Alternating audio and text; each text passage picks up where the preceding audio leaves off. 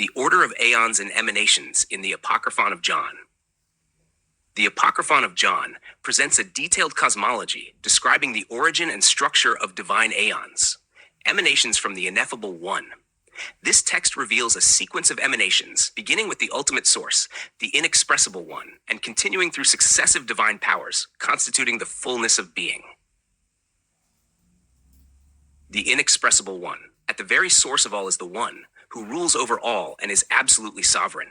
The One rules all. Nothing has authority over it. It is the God. It is Father of everything, Holy One, the invisible One over everything. This One is pure light, uncontaminated and ineffable. It is uncontaminated, pure light no eye can bear to look within. The One is described as the invisible Spirit, transcending any common notion of God. The One is the invisible Spirit. It is not right to think of it as a God or as like God. It is more than just God. Nothing exists above or outside the One, for it is the source of everything and independent of all else. Nothing is above it. Nothing rules it. Since everything exists within it, it does not exist within anything. It is eternal, perfect, and beyond all measurement or comprehension. The One cannot be investigated. Nothing exists apart from it to investigate it. The One cannot be measured. Nothing exists external to it to measure it. It is beyond any physical or metaphysical categorization. The One is neither physical nor unphysical, neither immense nor infinitesimal. It is impossible to specify in quantity or quality, for it is beyond knowledge. The One is the source of all divine qualities, yet it does not possess them. Rather, it produces them. Chief of all aeons, producing all aeons. Light, producing light. Life, producing life. Blessedness, producing blessedness. Knowledge, producing knowledge. Good, producing goodness. Mercy, producing mercy. Generous, producing generosity. His aeon is eternal, peaceful, silent, and before everything. His aeon is eternal, peaceful, silent, resting before everything. He is the head of every aeon, sustaining each of them through goodness. The origin of reality. From the One emanates the Father, surrounded by pure light, the spring of the water of life, sustaining all aeons. The Father is surrounded by light. He apprehends himself in that light, which is the pure spring of the water of life that sustains all aeons. He perceives his own image in this light, enamored with the reflection. He is conscious of his image everywhere around him, perceiving his image in this spring of spirit pouring forth from himself. His self-aware thought, or ennoia, arises. His self-aware thought, ennoia, came into being, appearing to him in the effulgence of his light. She stood before him. This thought is the first power emanating from the Father, called providence, pronoia, perfect in power, and known as Barbelo. She is from his image in his light, perfect in power, image of the invisible perfect virgin spirit. Barbelo is the universal womb, an androgynous eternal aeon, embodying Mother, Father, first man, Holy Spirit, thrice male, thrice powerful, thrice named. She is the first to arise among the invisible aeons and the glory of revelation. The primary structures of the divine mind. Barbelo asks the Virgin Spirit for foreknowledge, prognosis, which comes forth and stands by providence. Then she requests further powers, which also come forth. Foreknowledge, incorruptibility, everlasting life, truth. Each of these powers gives glory to the invisible Virgin Spirit and to Barbelo, for they exist because of her.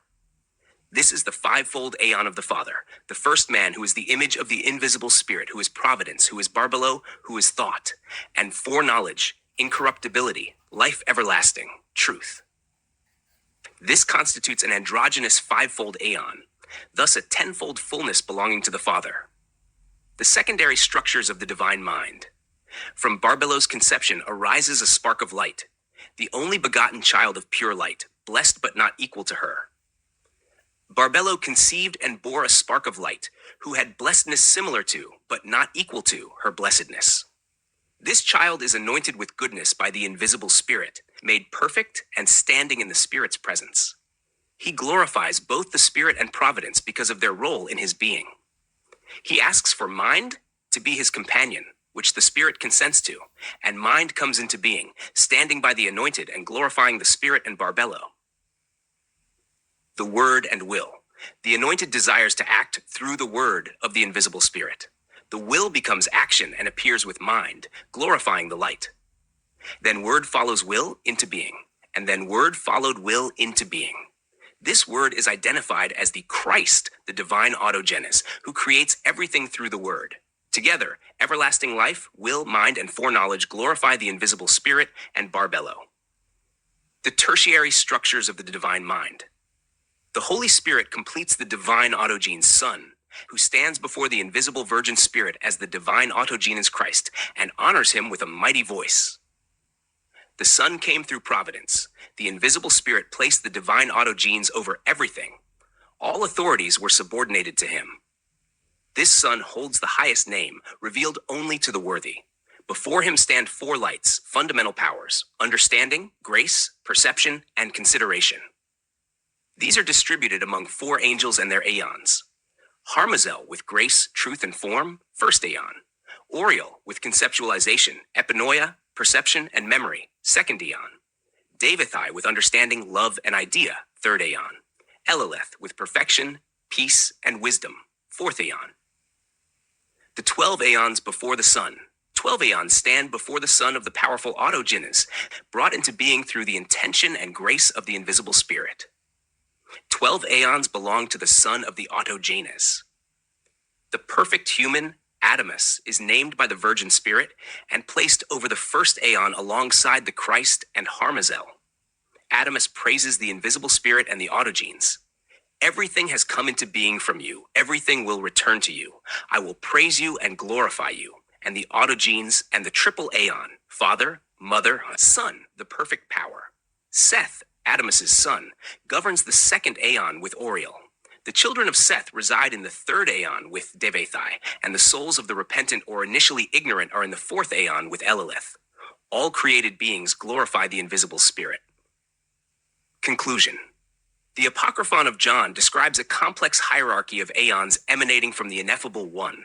From the Father's perfect light arise divine powers: barbello, foreknowledge, incorruptibility, and others, forming a fullness, Pleroma, of spiritual beings. These are organized in structures called Aeons, each with specific divine attributes and rulers. The divine autogenes Christ stands over all, with subordinate Aeons and angels fulfilling the divine will. Humanity, represented by Adamus and Seth, is integrated into this cosmic order, tasked with glorifying the invisible Spirit and the fullness from which all things arise.